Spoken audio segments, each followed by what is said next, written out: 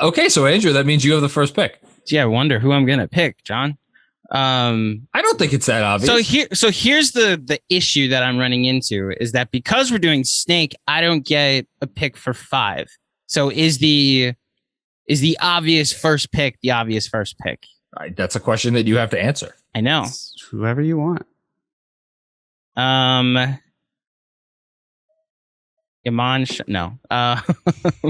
Hey, listen, there have been few draft picks over the years that have generated more initial excitement, unjustified, than Iman Shumpert. Fair point. I will go at 7 foot from Georgetown University. Patrick Ewing will be my first pick. It's the obvious one, arguably the greatest player in Knicks history, and arguably the greatest draft pick in Knicks history. So Patrick Ewing. That's a good pick. Number one pick. This, right? Yeah, it's on the Zoom. It's on the Google Doc. Okay, great. Number 1 pick in the 1985 NBA draft. The first ever draft lottery. Okay. Shout out to David Stern. Jeremy, your turn. Cohen.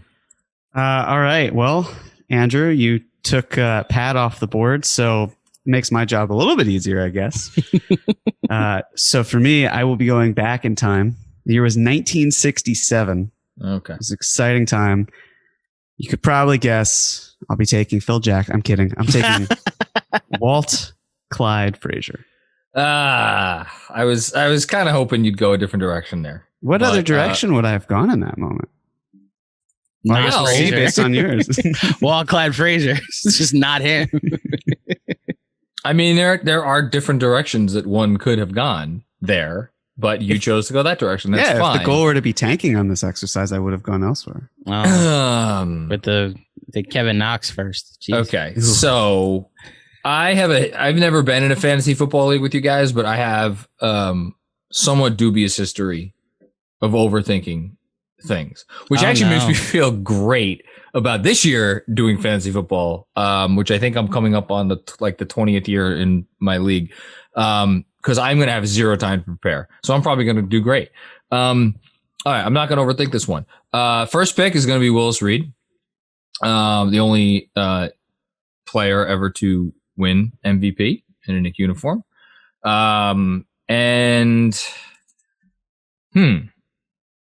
This is where it gets a little trickier.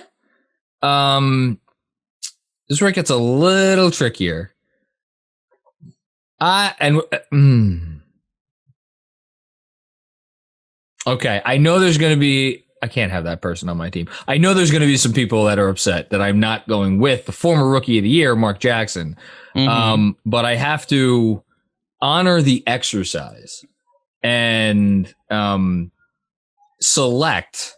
I just want to look up how many all-star teams did he make in a Knicks uniform. After being drafted 4th overall in the 1978 NBA draft. He made 3 all-star teams in his first 4 seasons. That would be Michael Ray Richardson as my point guard. More of a combo guard, but point guard. Man, the Googling some of these young kids are going to have to do. Michael Ray Richardson was the truth, and I believe he had some personal issues over the course of his career that prevented him from being all that he could be. But yeah, Michael Ray was the truth. What year did he get drafted? Yeah, drafted 1978. He was the 4th overall pick in the 1978 NBA draft. After, I will give either of you $1 for if you could name anybody drafted ahead of Michael Ray Richardson in 1978. Magic was 80, or Magic was 79. And Bird was drafted after. He was drafted 6th overall by Boston. He did not play in the league that year, though. Yeah, you guys aren't getting this. Yeah, I got nothing. Keep your dollar. Mikal Thompson, Michael Thompson, I don't pronounce his name. Oh, yeah, Klay Thompson's dad. Yeah. Mm-hmm. Phil Ford from UNC, and then Ricky Roby from Kentucky. So there we go. Okay. All right. So I got my 1 and I got my 5. I'm feeling pretty good. I was going to take Michael Ray Richardson and have a dynamic backcourt, but Clyde, and you're going to go with two point guards. Okay. Yeah, I was thinking about it, but that's not going to be the case. So this is a tougher one right now. I'm trying to figure out exactly who to take. All right. I think if we're going to go with bigs, I'm going to go with Bill Cartwright.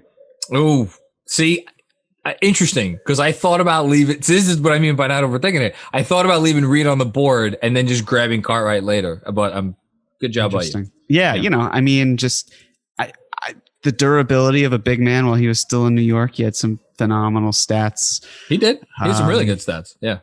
You know, that all rookie team, 79-80. No, this is a good pick. But I do question the logic of taking a third center this early when you didn't really need to. I feel like you got a little jam. I jammed you up, which I'm going to take credit for. I took Frazier. Yeah, he doesn't. We did. This is the third center taken, but now we all have our centers. You know, it's true. Yeah, exactly. So I mean, you never know. Maybe I was. Oh, that would have been interesting if I screwed you over by taking a second center, which again, another thing I've been known to do, get a little too cute by half. Anyway, Andrew, it goes to you, my friend. And it's just the thing we're judging is what they've done so far, right? It's not like because we think they're gonna. No, it is what they have done thus far in their career. Okay, I'm making sure. So when people get mad that someone might not get taken, they understand that we don't see the future. This is so okay. I got to get my point guard, and I will take Mark Jackson, the rookie of the year. Drafted by the Knicks in 1987, then promptly traded for Charles Smith, right? That was the trade? He was in the Charles Smith trade, yes.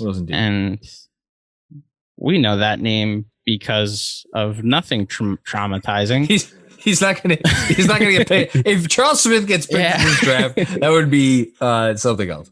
You have another pick? What? Yeah, I know. Wait, Charles Smith was drafted by the Knicks? Oh no, that's right. I was gonna say. Yeah, no, you're right. I'm sorry. Yeah, no. I keep forgetting that it's not everybody. So this is what makes the exercise difficult. Anyway, you do have another pick though. And this is where it gets into. We're going to start having some fun now because I think you could argue that these were the six obvious names. You could argue that. I don't know that I would, but you could. So I know that we have a complicated history with this player, but I need people to understand. Wow. We're not judging by what happened after he tore his ACL or after he teamed up with Luka Doncic and said all those mean and nasty things and, you know, has had nothing but injuries that we can make fun of him, point to the national media and say, listen, we won the trade. You should shut up and eat this crow. The Kristaps Porzingis that we got specifically for the first half of 2018 that made the All-Star team was incredibly fun to watch, to the point where the illusions of grandeur of potentially teaming up Porzingis with Durant or Kyrie or both existed. Trust me, I remember. So with my third pick in the 2015 NBA draft, the Knicks selected Kristaps Porzingis with the fourth pick overall, and that would be my third pick.